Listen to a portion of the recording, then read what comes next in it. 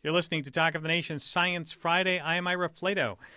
Next up, a rocket last Sunday lifted off a Pacific atoll of the Marshall Islands and was bound for Earth orbit. But there was something very different and significant about this rocket. It was designed and built privately without government assistance, and the rocket was named the Falcon 1, built and launched by the Space Exploration Technologies Corporation, or SpaceX. It's a private company aiming to provide low-cost launch services and making a business of maybe selling a ride into space cheaper and more reliably than previous launch techniques. Last weekend's rocket launch was the first privately designed and built system to make it, as I say, into Earth orbit, and it came after 3 failed attempts. Joining me now to talk about the launch and what comes next is Elon Musk. He is the founder of SpaceX and the company's CEO and CTO, and has a big smile on his face, I'm sure, today. Welcome back to the program, Elon. Thank you. So this was the fourth charm, try a charm, huh? Yeah, I mean, I was just saying that obviously as a joke because the common idiomatic expression is third time's a charm. But this was a great success for us, and we're finally able to iron out all of the design-related issues with the vehicle. In our case, it was particularly tricky because the entire vehicle was designed from the ground up. So the first stage engine, second stage engine, all the structure, avionics, guidance, control, was all done internally at SpaceX from a clean sheet. Typically, launch vehicles have a long heritage and contain, or at least many of the components have flown before, but that was not the case in our vehicle. So it took a little longer to iron out the design issues because there were so many new things. Well, why not just license the design from someone else and build one of those rockets? Why start from the ground? Because the designs are not good. They're very expensive, and they do not have any potential for reusability. In the case of Falcon 1, it is designed to make a substantial cost breakthrough. A lot of cost is actually there right at the design point. If you design something that is inherently expensive, it's going to be expensive. And that's typically how launch vehicles have been done in the past. We had to really start from a clean sheet to make something that was low cost to manufacture, and then also which was designed, at least in the case of the first stage, to have the potential for reusability. There's only one partially reusable launch vehicle in the world, and that's the shuttle. The main tank is thrown away every time, but the reusable elements of the shuttle are so expensive that it's actually more expensive. It's more costly than an expendable vehicle. One of the big breakthroughs we're hoping to achieve over time is a cost-effective reusability, and so it really required that we start from a clean sheet. 1-800-989-8255, talking with Elon Musk. Are you saying that there are parts of the spacecraft Falcon 1 that can be reused? The first stage is designed with the potential for reusability, and unfortunately that it did not survive reentry on this flight. But we've got some good data to make improvements, and I think we've got a good shot of recovering it on flight 5 or 6. And how about? Go ahead. I'm sorry. I was just saying it's a pretty tough job recovering rocket stages, which is why no one has ever succeeded in creating a fully reusable orbital launch vehicle, and why, in fact, why there's only one vehicle that's even partially reusable, which is the shuttle. All the other launch vehicles in the world are expendable. You have to know where. You have to send a ship to know where it's going to splash down, I imagine, pretty accurately. To within about a 20-mile distance. Yeah, and then you got to fish it out of the water and make sure it doesn't sink. And the sinking's not an issue, but because when the propellant when the tanks are empty, it has about the density of an empty beer can. So it's not going to sink, and it doesn't really leak or anything like that. So no danger of sinking, but there is obviously the challenge of ensuring that it does not corrode when in seawater, and that the electronics aren't damaged by seawater. What do you foresee now as the first commercial use of your spacecraft?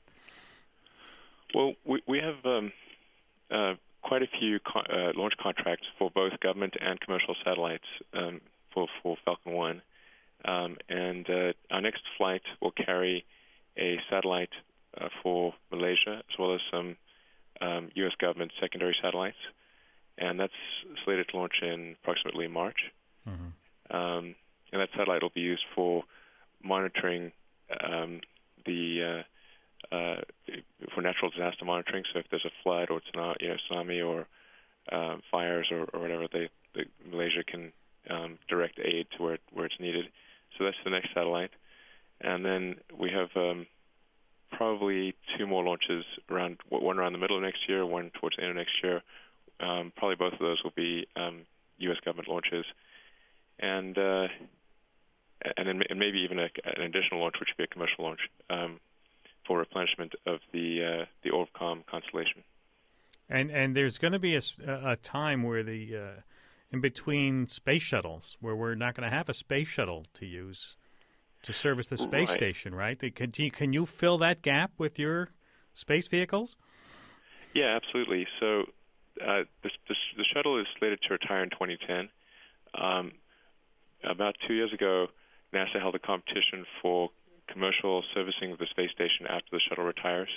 SpaceX won that contract, and or at least won the first 3 or 4 parts of the contract, which are to take pressurized and unpressurized cargo to the space station and return it to Earth.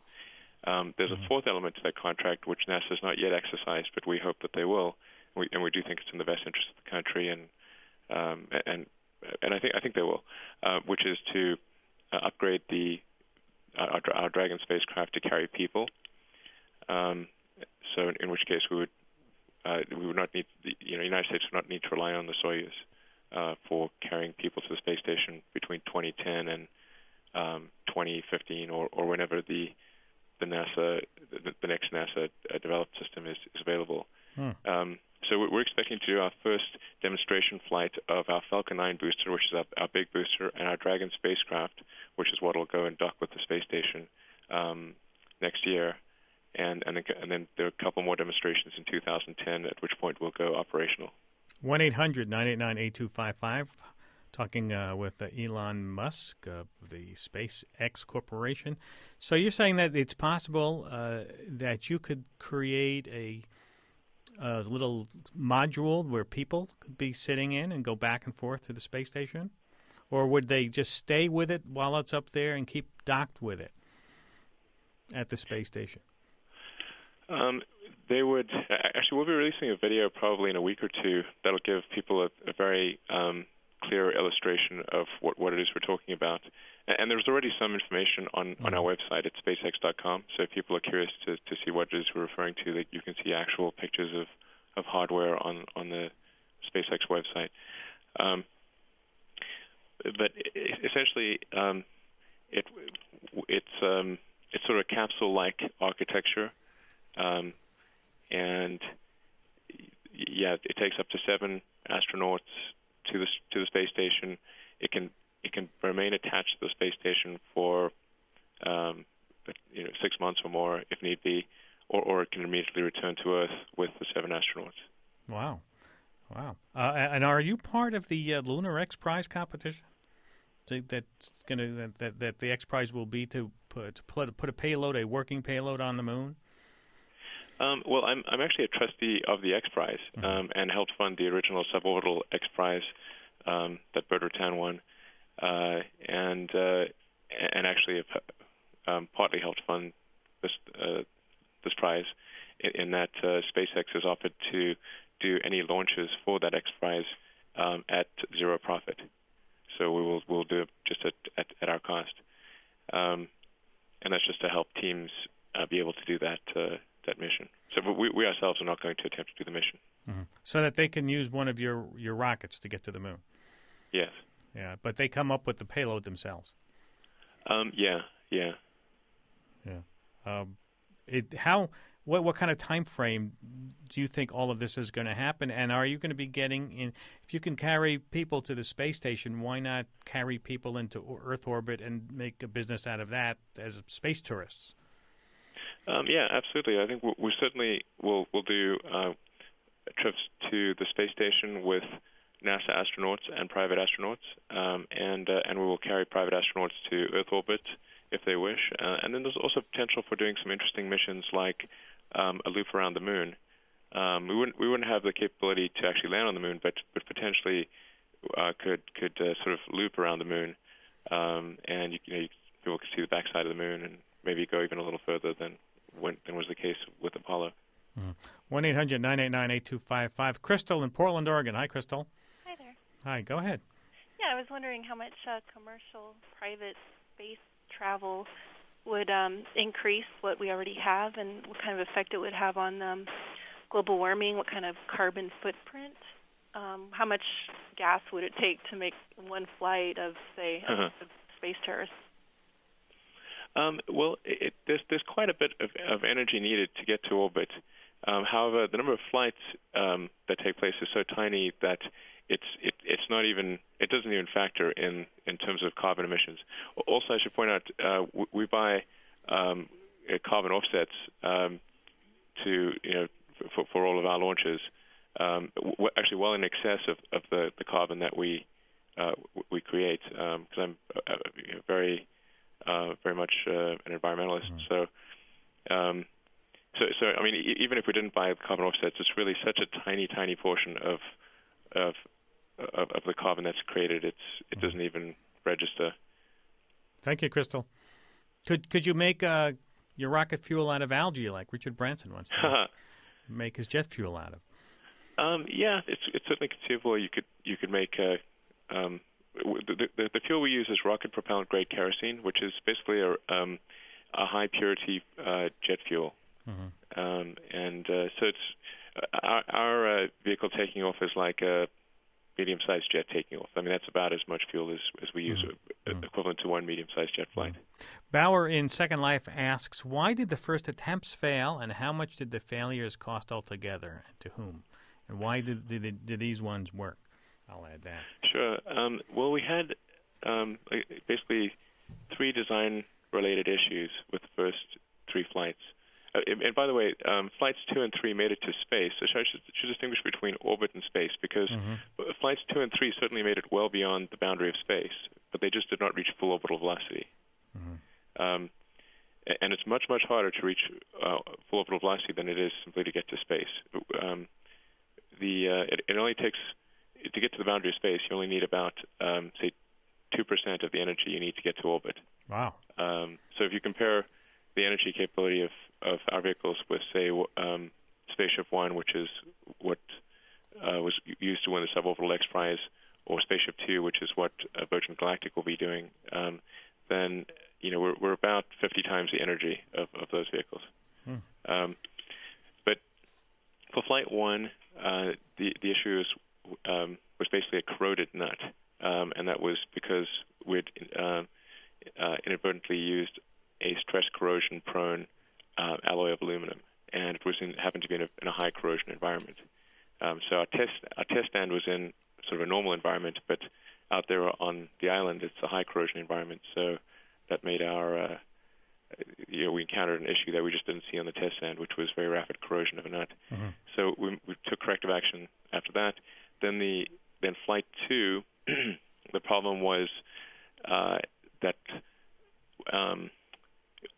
was with control of the second stage, which is a tricky thing to figure out, because it's going at it goes from Mach 10 to Mach 25 in a vacuum, and accelerating from just under 1 g to over 5 Gs. So there's no way to really test that well you can't really test that on the ground. You can only model it.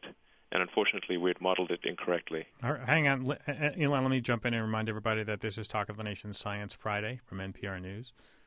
Sorry about that. Go ahead. No problem. So anyway, so the corrective action there was to install slosh baffles, which basically prevent the liquid oxygen in that liquid oxygen tank from sloshing around, and also to change some of the gains and the algorithms in the control system. The problem is a bit like imagine if you're trying to run carrying a bowl of soup. It sloshes around a lot. Yeah, and yeah. All right, let's go to number 3. What happened with number 3? So number 3, number 3 would have worked if we had kept the same first stage engine as Flight 2, but we upgraded the engine because we wanted to use the engine on Flight 3 that we planned to use in our big vehicle, Falcon 9, and get flight history on that before using it on our big vehicle. And unfortunately, the thrust transient, which is during shutdown, which is basically the rate at which the thrust, how the thrust decays over time, was a much longer thrust decay than the old engine. And so, after we separated the stages, the first stage actually still had residual thrust, and basically kept on going forward and rear-ended the second stage. I hate it when that happens.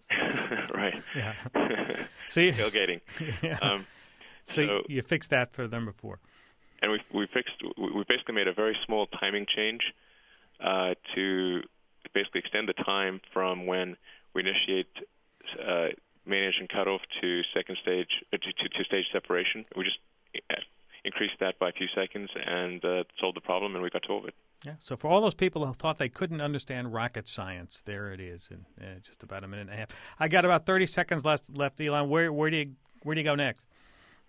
Well, we have a bunch of exciting things happening with Falcon 9. We're going to have Falcon 9 at Cape Canaveral in December, and we hope to do our first launch around the middle of this year, and then followed shortly by our first launch for NASA, which will be a test flight of our Dragon spacecraft. So that's going to be very exciting. I think the SpaceX is really going to make a big difference to the space program and make sure we're not reliant on the Russians after 2010. Well, we'll see you at the Cape. All right. Elon Musk, who is the founder of SpaceX and the company's CEO and CTO, thanks for taking time to be with us today. Good luck to you. Thank you. We're going to take a short break, come back, change gears one more time, and talk about, things that appear to be what they are, but they're not really. So you don't even appear to know what I'm talking about. Well, you'll find out more after this break, so stay with us. We'll be right back.